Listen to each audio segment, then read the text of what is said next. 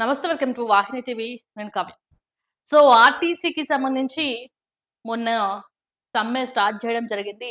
So, దాంట్లో ఒకాయన శంకర్ గౌడ్ అనే ఆర్టీసీ డ్రైవర్ ప్రాణాలు కోల్పోయాడు. కాల్చుకోండు 80% కాలిపోయింది కాబట్టి బ్రతికించలేకపోయినామని చెప్పేసి డాక్టర్లు చెప్పడం జరిగింది. సో, ఎట్టకేలకైనా చనిపోవడం జరిగింది. గతంలో గూడా ఇలాంటివి చాలా జరిగినాయి. బీఆర్ఎస్ ప్రభుత్వ హయాంలో గూడా దాదాపు 50 రోజులు ఈ సమ్మె జరిగింది. సో, గత ప్రభుత్వం గూడా ఆర్టీసీ డ్రైవర్‌లకు గావచ్చు, ఆర్టీసోళ్ళకి గూడా పట్టించుకున్న పాపాన మోలేదు అని జెప్పేసి గూడా వాళ్ళు సమ్మె పెట్టడం జరిగింది. సో, వాళ్ళు స్పందించలేని పరిస్థితులు గూడా మనం జూసినాం. ఇప్పుడు జేస్తాం, అప్పుడు జేస్తాం, ఇది జేస్తాం, అది జేస్తాం అని జెప్పేసి చెప్పడం, చేతులు దులిపేసుకోవడం గత ప్రభుత్వం జేసింది. సో, మొన్నటి వరకు గూడా నోటీసులు ఇవ్వడం జరిగింది. సమ్మెకు సంబంధించి మేము సమ్మె పెడతాం, సమ్మె పెడతాం, సమ్మె పెడతాం అని జెప్పేసి గూడా అప్పటి వరకు గూడా ప్రభుత్వం పట్టించుకోలేదు. రేవంత్ రెడ్డి పట్టించుకోలేదు అని జెప్పేసి ఒక రకంగా మాట్లాడారు. సో, ఏదేమైనా గూడా మళ్ళీ సమ్మె అయిన 2 రోజులకే రేవంత్ రెడ్డి మాకు స్పందించిండ్రు. రేవంత్ రెడ్డి మాకు సానుకూలంగా ఉన్నాడు అని జెప్పేసి డ్రైవర్లు హర్షం వ్యక్తం చేస్తున్న పరిస్థితిని మనం జూసినాం. ఆర్టీసీ డ్రైవర్లు గావచ్చు, కండక్టర్లు గావచ్చు. సో, దానికి సంబంధించి మనం ఒక న్యూస్ వచ్చింది చూద్దాం. ఆర్టీసీ ఉద్యోగులకు పీఆర్సీ ముగ్గురు అధికారులతో కమిటీ ఏర్పాటు. మే 10 లోగా సమగ్ర నివేదిక ఇవ్వాలని ఆదేశం. యూనియన్ ఎన్నికల నిర్వహణపై కార్మిక శాఖకు త్వరలో లేఖ. సమ్మె సమస్యల పరిష్కారం దిశగా యాజమాన్యం అడుగులు. సో, ఏదైతే పీఆర్సీకి సంబంధించి వాళ్ళకి సంబంధించి ఏవేవైతే ఉన్నాయో దానికి సంబంధించి వాళ్ళు ముగ్గురు అధికారులతో కమిటీ వేస్తారు. ఆ కమిటీకి సంబంధించి ఒక యూనియన్ ఏర్పాటు చేయడం కావచ్చు. ఈ ముగ్గురికి అప్పగిస్తారు. మరి ఎట్లా చేయాలి? వీళ్ళ సమస్యను ఎట్లా పరిష్కరించేద్దాం? దానికి సంబంధించి మే 10 లోగా సమగ్ర నివేదిక ఇవ్వాలని చెప్పేసి కూడా ఆ ముగ్గురు అధికారులతో కమిటీ ఏర్పాటు చేయడం జరుగుతదంట. సో, దీనికి సంబంధించి కూడా ప్రభుత్వం ముందస్తుగా ఆలోచిస్తున్నట్టు తెలుస్తుంది. ఖచ్చితంగా ఆర్టీసీలకు న్యాయం జరిగే దిశగా రేవంత్ రెడ్డి సర్కార్ పనిచేస్తున్నట్టు కనిపిస్తుంది. సో, దీనికి సంబంధించి యూనియన్ ఎన్నికల నిర్వహణపై కార్మిక శాఖకు త్వరలో లేఖ. సమ్మె సమస్యల పరిష్కారం దిశగా యాజమాన్యం అడుగులు వేస్తుంది.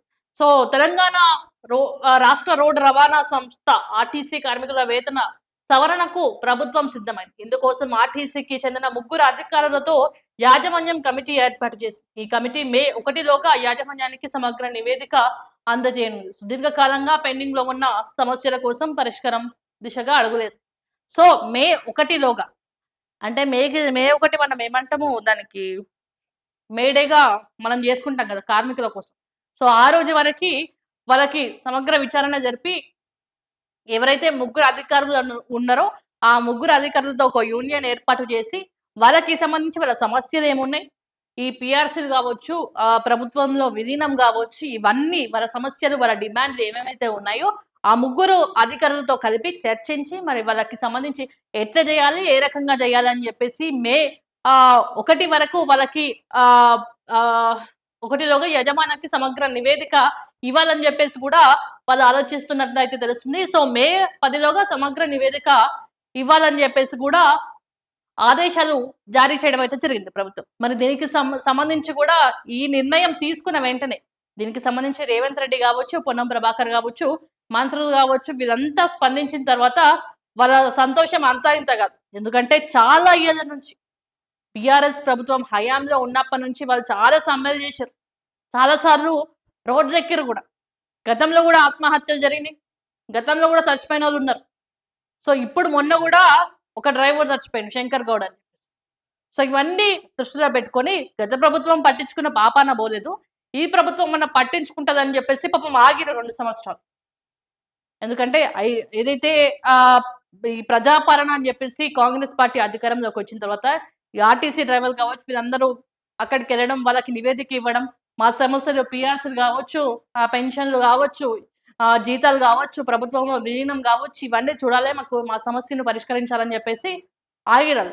తర్వాత దాదాపు ప్రభుత్వం వచ్చి కాంగ్రెస్ ప్రభుత్వం అధికారంలోకి ఇచ్చి 2.5 సంవత్సరాలు అయింది. గతంలో కూడా వాళ్ళు నోటీసులు ఇవ్వడం జరిగింది. కాకపోతే నోటీసులు ఇచ్చినా కూడా వాళ్ళు పట్టించుకోలేదు. సో, దాదాపు నెల ముందు వాళ్ళు ఆర్టీసీ భవన్ దగ్గర కూడా వాళ్ళు ధర్నా చేయడం జరిగింది. నోటీస్ ఇవ్వడానికి పెద్ద ఎత్తున రావడం జరిగింది. సో, ఖచ్చితంగా స్పందిస్తామని చెప్పారు. స్పందించలేరు. తర్వాత మేము ఖచ్చితంగా సమ్మెకు దిగుతామని చెప్పేసి కరెక్ట్ 40 రోజుల తర్వాతనేమో కరెక్ట్ సమ్మె చేస్తామని చెప్పారు. సమ్మె స్టార్ట్ చేసిర్రు. ఒకరి ప్రాణాలు పోయినాయి. ప్రభుత్వం స్పందించింది.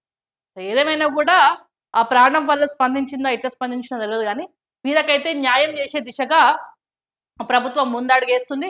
సో, ఖచ్చితంగా ప్రభుత్వంలో విలీనం చేస్తాం. పీఆర్సీలు కావచ్చు, వాళ్ళ డిమాండ్‌లు ప్రధాన డిమాండ్‌లు ఏవైతే ఉన్నాయో వాటన్నిటిని మేము తీరుస్తాం. వీళ్ళకి సంబంధించి ముగ్గురు అధికారులను వాళ్ళు పెట్టడం జరిగింది. ఆ ముగ్గురు అధికారులతో వాళ్ళు చర్చించడం గావచ్చు, ఆర్టీసీ అధికారులతో వాళ్ళు చర్చించి గావచ్చు, యూనియన్ ఏర్పాట్లు గావచ్చు, ఇవన్నీ జేసి దానికి సంబంధించి వాళ్ళ సమస్యను మే 10 లోప వాళ్ళకి సంబంధించి ఏ సమస్యలున్నాయో మే 10వ తారీఖు వరకి నివేదిక ఇవ్వాలని జెప్పేసి గూడా వాళ్ళు చెప్పడం జరిగింది. త్వరలో సమగ్ర నివేదిక ఇవ్వాలని జెప్పేసి గూడా ఆదేశాలు జారీ చేయడం జరిగింది. సో, దీనికి సంబంధించి ప్రభుత్వం స్పందించింది గాబట్టి, ఆర్టీసీ కార్మికులైతే చాలా ఆనందం వ్యక్తం చేస్తున్న పరిస్థితి మనం జూస్తున్నాం.